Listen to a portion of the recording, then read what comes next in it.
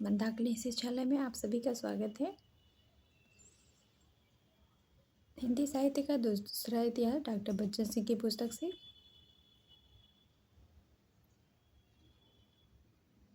पिछले वीडियो में नागार्जुन जी को हमने पढ़ा।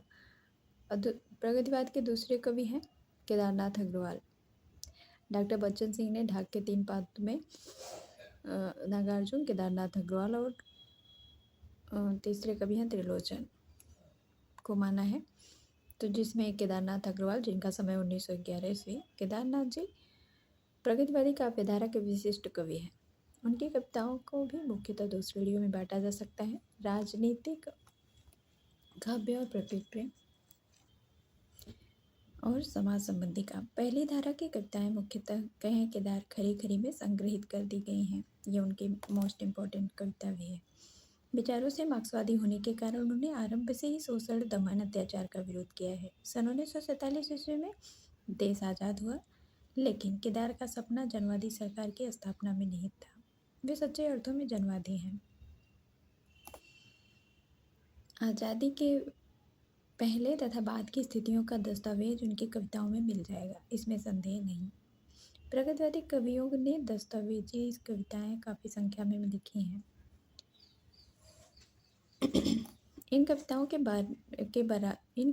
के बारे में बराबर प्रश्न चिन्ह लगाया जाता रहा है, अब भी लगाया जा रहा है। लेकिन आश्चर्य तो तब होता है जब वक्तव्य में कविता और कविता में रूपवाद देखा जाता है। कहा जाता है कि उसकी राजनीतिक कविताएं ही असली जनवादी कविताएं हैं। प्रकृति और प्रेम संबंधी कविताओं पर रूपवाद का प्रभाव है। इस तरह के सरलीकरण से केदार की कविताओं का मूल्यांकन गड्ढ हो जाता है। प्रकृति और प्रेम की कविताओं को सूक्ष्म दृष्टि से देखने पर उन पर कवि की वैश्विक दृष्टि का प्रभाव अवश्य परिलक्षित होता है। राजनीतिक कविताओं की सपाट बयानी से वे बच जाती हैं। रूप के महत्व को अब तक तो मार्क्सवादी भी स्वीकार करने लगे हैं। कुछ राजनीतिक या दस्तावेजी कविताओं की जांच कर ली जाए कि वे कितनी कविताएं हैं। कुछ उदाहरणों से यह अपने आप स्पष्ट हो जाएगा। काटो काटो काटो कर भी, मारो मारो हसिया, हिंसा और अहिंसा क्या है, जीवन से बढ़कर हिंसा क्या है। एक पंक्ति है केदारनाथ अग्रवाल जी का। आगे की पंक्तियाँ मतलब छोड़कर हैं। डंका बजा गांव के भीतर, सब चमार हो गए इकट्ठा, एक उठा बोला दहाड़ कर, हम 50 हैं पर हाथ 100% है। 100 हाथों से एक का फल बहुत बड़ा है, हम पहाड़ को भी उखाड़ कर रख सकते हैं।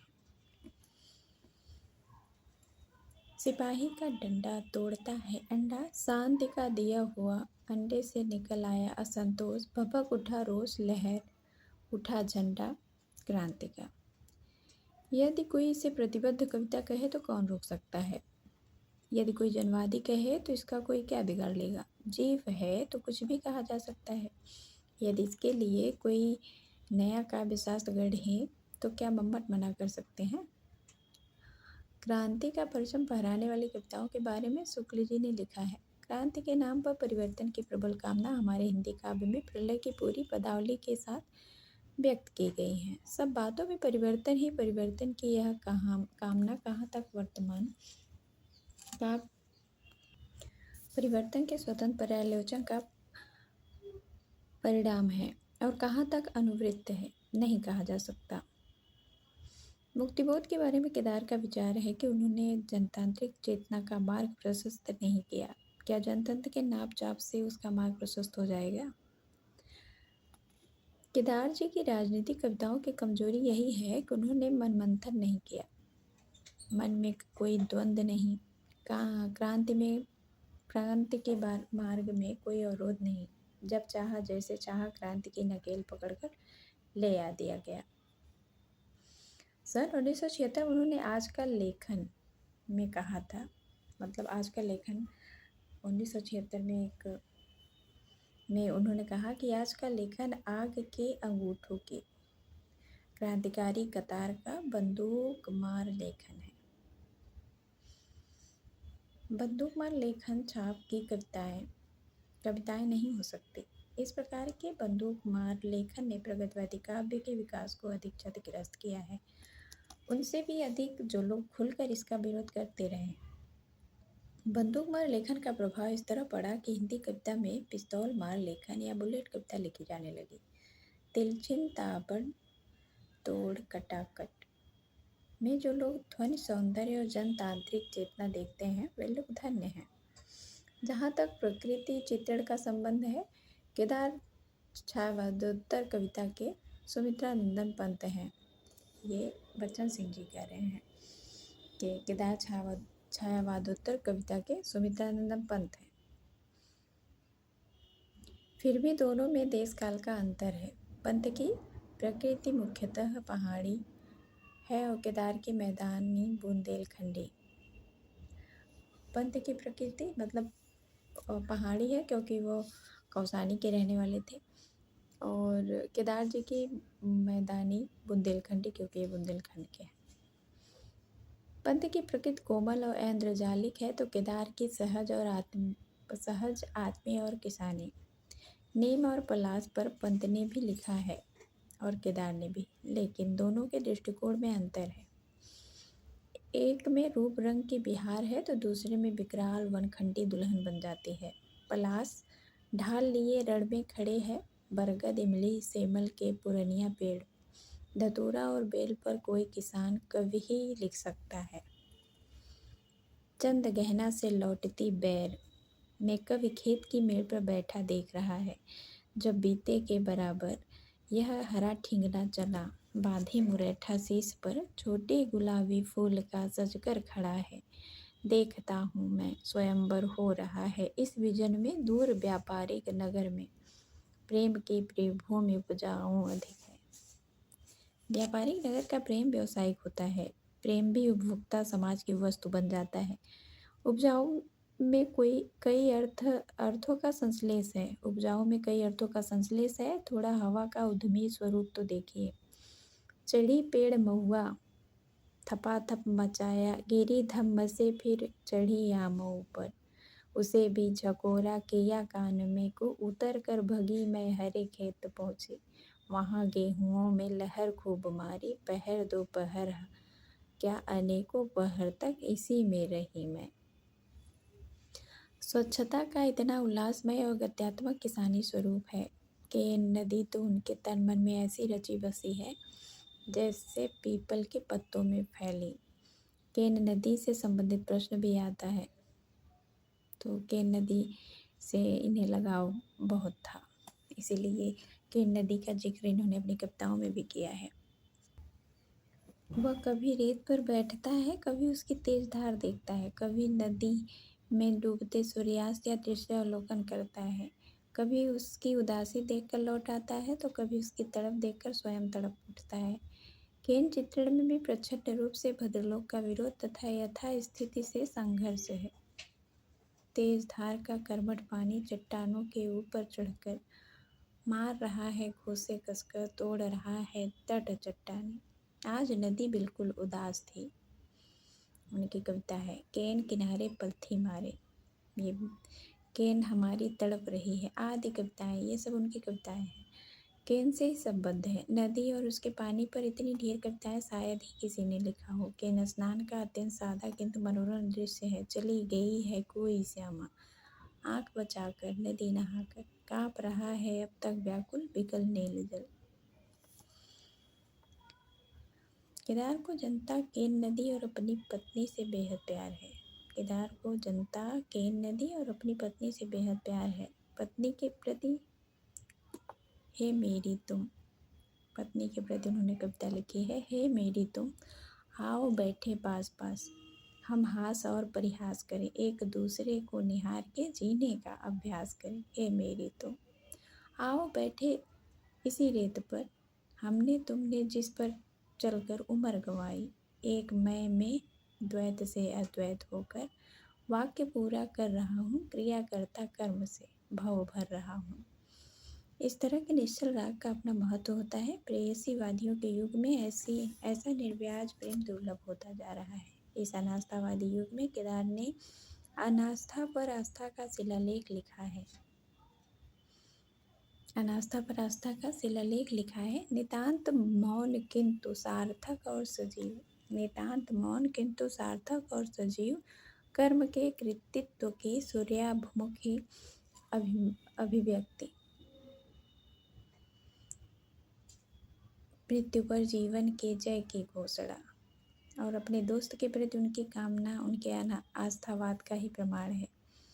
हम जिए न जिए दोस्त, तुम जियो एक नौजवान की तरह, खेत में झूम रहे धान की तरह। हम जिए न जिए दोस्त, तुम जियो अजेय इंसान की तरह, मरण के इस रण में आमरण, अकर्ण तनी कमान की तरह।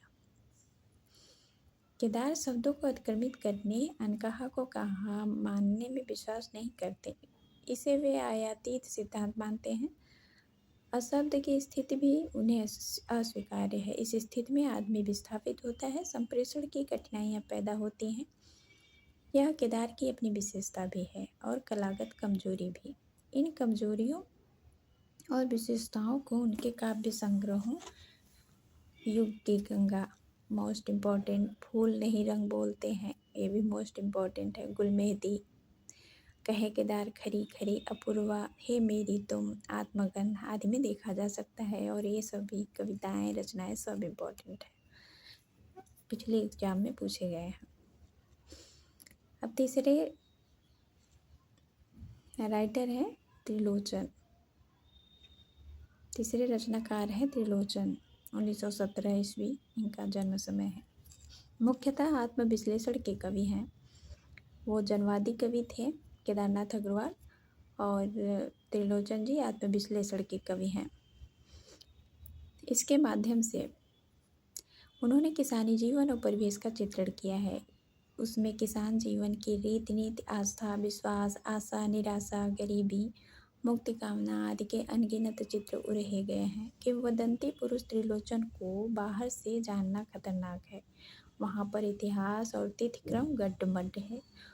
उन्हें जानना हो तो उनकी रचना से जानो, उन्हें न जानने से बहुत फर्क नहीं पड़ता। जानना हो तो उनकी कविता को है, जानना तो उनकी कविता को है। कवि की कविता बनाती है, कवि को कविता बनाती है।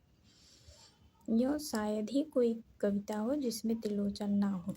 जीवन का एक लघु प्रसंग उनके जीवन का एक बुनियादी बिंदु है।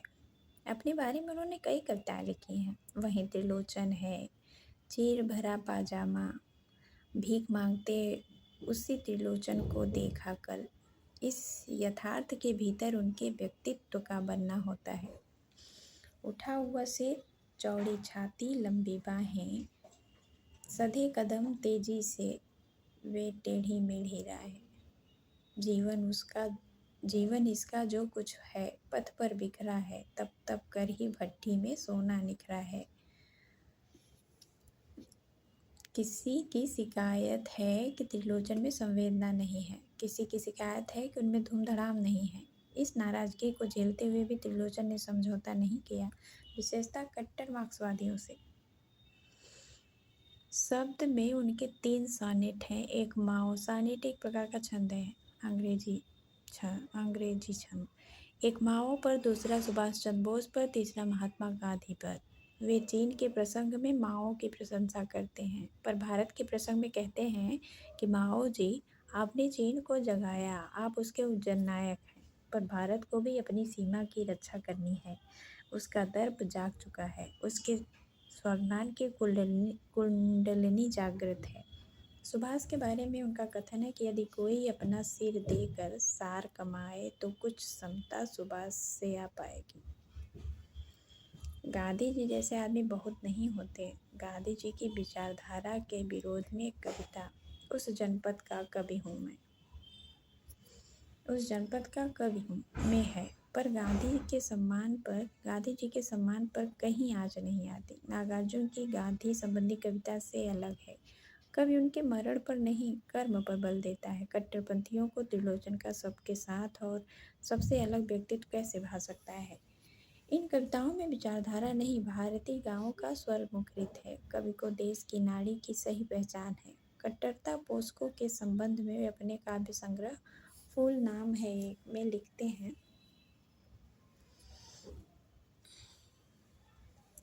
साम्यवाद के पथ में लीद किया करते हैं, मानवता का पोस्टर देखा लगे रेंकने।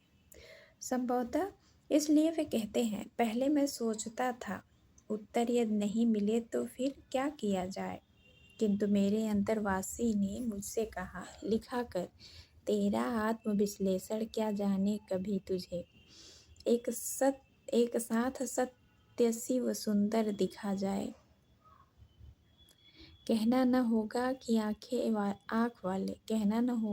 आँख वाले उनकी रचना में सत्य शिव और सुंदर देख लेते हैं। तुम्हें सौंपता हूँ कि एक कविता में वे अपने इसी विश्वास की अभिव्यक्ति करते हैं। फूल मेरे जीवन में आ रहे हैं, आओ अच्छे आए सभी, जरा ठहरो, फूल जो पसंद हो उतार लो, शाखाएं टहनियाँ हिलाओ, झकझोरो, जिन्हें गिरना हो वो गिर जाए। जाए आगे वे पुनः कहते हैं, एक अनुरोध मेरा मान लो, सुरभि हमारी यह हमें बड़ी प्यारी है, इसको संभाल कर जहाँ जाना ले जाना, इसे तुम्हें सौंपता हूँ। जाए में सांस्कृतिक निसंगता के साथ सुरभि की महत्ता भी रेखांकित है। यह सुरभि उनके सारे काव्य संग्रहों, धरती, गुलाब और बुलबुल, दिगंत, ताप के ताए हुए दिन, शब्द, उस जनपद का कवि हूँ, अर्घान, तुम्हें सौंपता हूँ, फूल नाम है, एक और सबका अपना आकाश में उसी तरह समाई हुई है जैसे शरीर में प्राण। सारे संग्रहों को कोई चाहे तो एक ही नाम दे सकता है, अर्घान। त्रिलोचन का अर्घान जायसी और निराला के अर्घान से भिन्न है। यह ठेठ गवई का अर्घान है। इस दृष्टि से वे जायसी के अधिक निकट हैं। त्रिलोचन की कविताओं में दो गांव दिखाई देते हैं, एक वे जो स्मृति शेष हो चुके हैं, दूसरे वे जो आज की मारधाड़, स्वार्थ और अर्थोपार्जन की दौड़ धूप में अतीत से कट गए हैं। इनको एक साथ रखकर पढ़ने में वे कालांकित हो उठते हैं। ये कविताएं स्वयं अपना कालांकन करती हैं। चंपा काले काले अक्षर नहीं चिन्हती, पुराने गांव से संबद्ध है। वह अपने बालम को पैसा कमाने कलकत्ता नहीं जाने देगी। वह स्त्री के मुहावरे में गाली के लहजे में कहती है, कलकत्ते पर बज गिरे, किंतु परदेसी के नाम पत्र में एक दूसरी चंपा है, उसका बालम परदेसी हो गया। दोनों में पत्र व्यवहार है। पत्नी का उलाहना है कि पति गाँव को भूल चुका है। असहाय और दयनीय वेदना से भरा पति का उत्तर है, सचमुच इधर तुम्हारी याद तो नहीं आई। झूठ क्या कहूँ, पूरे दिन मशीन पर खटना, बासे पर आकर पड़ जाना और कमाई का हिसाब जोड़ना, बराबर चित्त उचटना, इस उस पर मन दौड़ाना, फिर उठकर रोटी करना, कभी नमक से कभी साग से खाना। धीरज धरो, आजकल करते तब आऊँगा, जब देखूँगा अपना घर कुछ कर पाऊँगा। ये कविता है चंपा काले काले अक्षर नहीं चिन्हती। ये भी मोस्ट इम्पॉर्टेंट है। कुल्हाड़ और गांव की बारात भी स्मृति शेष हो चुके हैं। जिन लोगों को उनकी प्रत्यक्षा अनुभूति है, वे उनके काव्यबद्ध स्वरूप में कुल्हाड़, गंध और विवाह राग का निस्दिवस जाग नए सिरे से जीते हैं। इसी को शुक्ल जी स्मृत्याभास कल्पना कहते हैं। जिन्हें उनकी प्रत्यक्षा अनुभूति नहीं है, उन्हें वे अपने में तल्लीन कर लेती है। आज की निरस्ता और उदासी में डूबा हुआ मनुष्य उस दुनिया में कुछ देर के लिए लौटकर सुख का अनुभव करता है, क्योंकि अब वह उसमें लौट नहीं सकता। पर परवर्ती गाँवों के वर्णन में उसका मोहक महल ढह जाता है और कभी कभी नॉस्टैल्जिक होकर उसी ओर मुड़ जाता है। नगई महरा में जिसमें लोग क्या क्या देख लेते हैं, इसी प्रकार की नॉस्टैल्जिया है। नागार्जुन की लंबी कविता नेवला कारागृह के संदर्भ में नया अर्थ पा लेती है। गाय गांव का केंद्रवर्ती पशु है, पर इसकी व्यंजना बहुत दूर तक मार करती है। इसका निहितार्थ आलोचकों पर लिखी गई कविताओं के साथ पढ़ने पर प्रकट होता है। त्रिलोचन के व्यंग की गहराई का पता इस कविता से लग जाता है। महाकुंभ ग्रामीण जनता का महापर्व है, कभी इसकी हंसी नहीं उड़ाता। आखिरकार भारतीय संस्कृति इन्हीं संस्थाओं पर तो आधारित है। महाकुंभ में देखा मैंने मानव कानन, महाकुंभ में देखा मैंने मानव कानन, मानचित्र था भारत का रेखांकित आनन।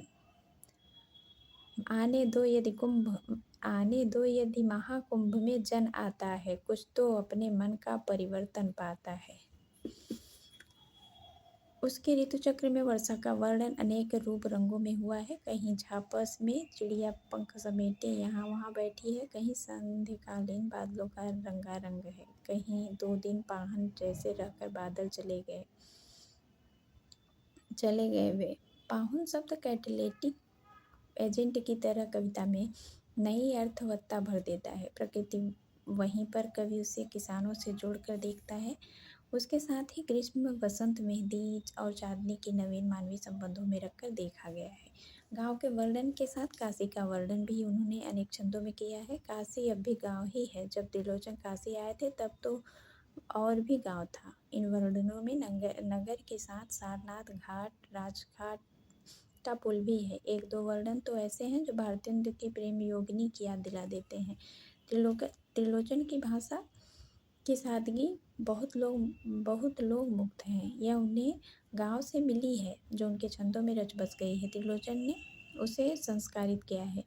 यह दूसरी बात है कि कहीं निराला की भाषा की छाप दिख जाती है और उसके टुकड़े को भी त्रिलोचन ने मुख्यतः अपने गीतों में जड़ा है। गोस्वामी तुलसीदास के वाक्य विन्यास से भी प्रभावित है। कहीं कहीं तो विनय पत्रिका की याद आ जाती है। शब्द संग्रह का एक उदाहरण, विषम शिला संकुला पर्वतो भूता गंगा, शशि तारक धारा अभिद्रुता अतिशय पूता। इसी प्रकार दौर्वेण जैसे शब्दों के अनघड़ प्रयोग भी मिलते हैं। त्रिलोचन शास्त्री भी तो हैं। सानेट उनका सदा हुआ छंद है। अगर आगरे के किले में जड़े हुए उस नग की तरह जिसमें ताजमहल प्रतिबिंबित होता है। मतलब यह कि उसके स्थापत्य में जोड़ नहीं, उसके बावजूद सानेटों का धरातल विषम है, ऊंचा नीचा। उनमें सूक्तियाँ उपदेशात्मक और सपाट बयानी भी है। पूरा वाक्य लिखने का हट भी उनकी कविता को जगह जगह इतिवृत्तात्मक बना देता है। शैलों में बत कही का रंग ढंग जिससे पाठक सहज में ही उससे अपनापा जोड़ लेता है। मैं तुमसे बात किया करता हूँ और यह मेरी कविता है। गद्य कविता के पहले लेखक वे हैं। गद्य कविता के वे पहले लेखक हैं। यह बात दूसरी है। स्वयं